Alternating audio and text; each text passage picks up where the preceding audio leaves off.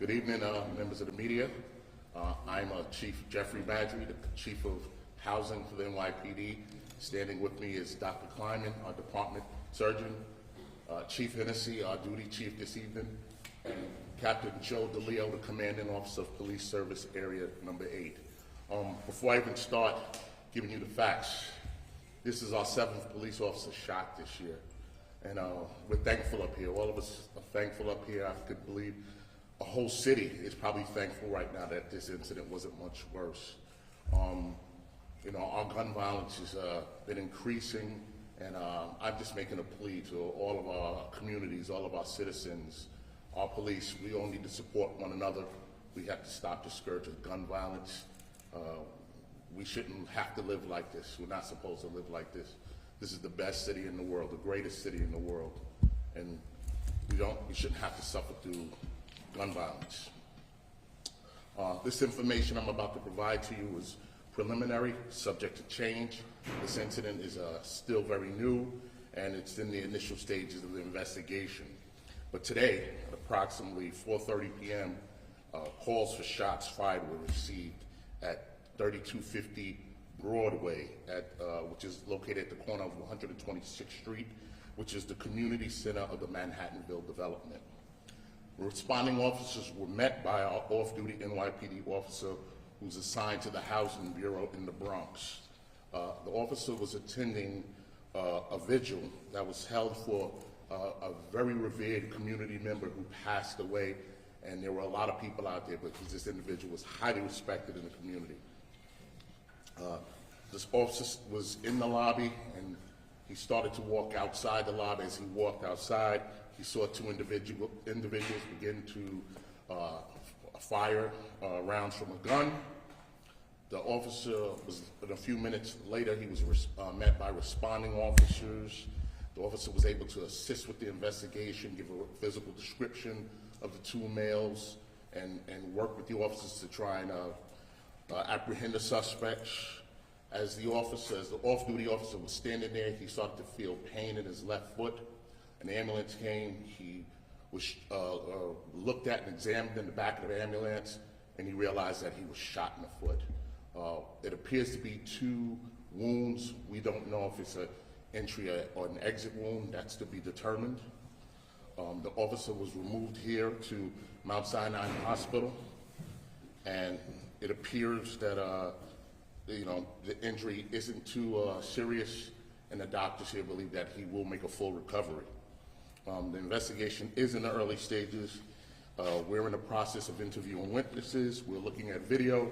We're trying to figure out who the suspects are, and I ask anybody if they have any information to please call our TIPS hotline, which is 1-800-577-TIPS.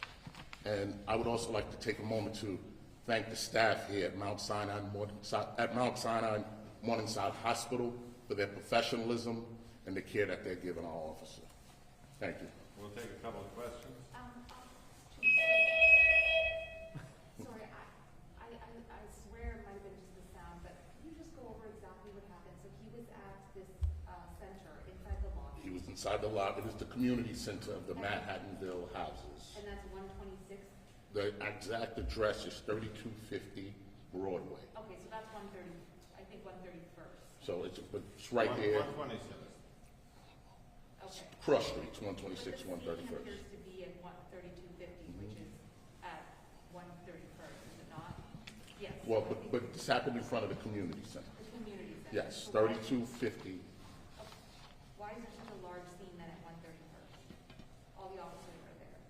Well, it's all in proximity. It's a development. It's all on the development. It is a large crime scene. You had an officer shot. You had people running to different directions. So it's a pretty vast crime scene. Okay, so sorry about that. So he's in the lobby and then he saw two people having an argument or disputing or something? No, he walked out of the lobby. He saw two males there, and then he realized they started firing. As they fired, he dived for cover, and that's where we believe he got hit in the foot. Okay, and then those two males ran off? They ran off, yes. And then he helped as responding officers with descriptions, but there's no suspect under arrest? No one is under arrest at this time. It's still an active investigation. Our off-duty officer was able to provide information to the responding officers. He was able to assist with a physical description.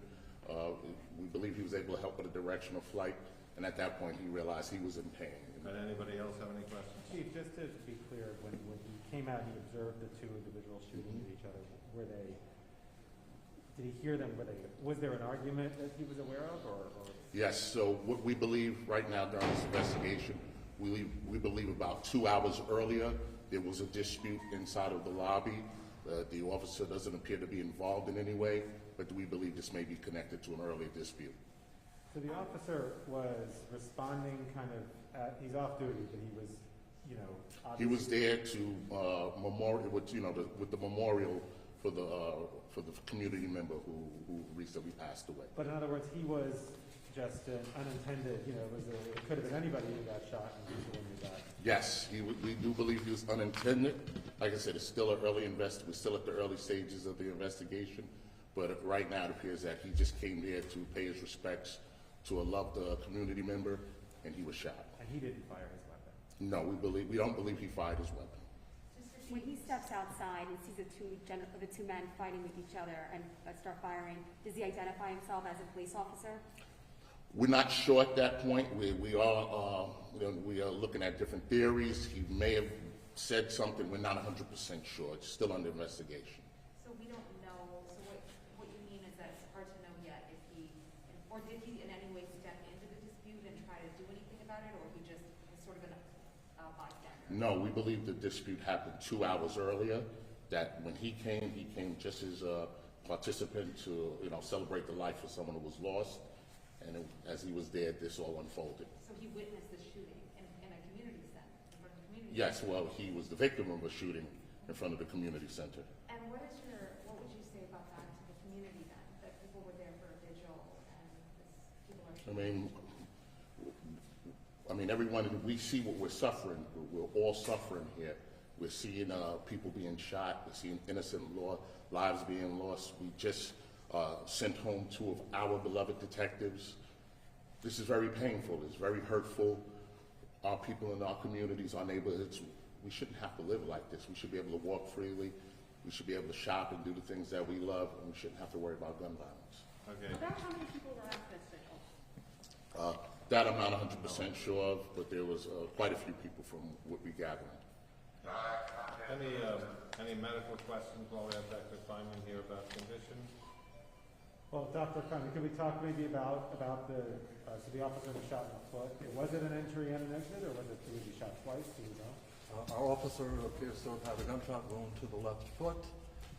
He's in stable condition. He's in good spirits. But I'd like to stress that a foot injury, any gunshot wound, is potentially life or limb threatening. This bullet traversed critical vessels and nerves and tendons, but we expect him to make a full recovery. And be back on the job at some point. I'm sorry? And be back on the job. Oh, yeah. Okay, thank you very much. Thank you.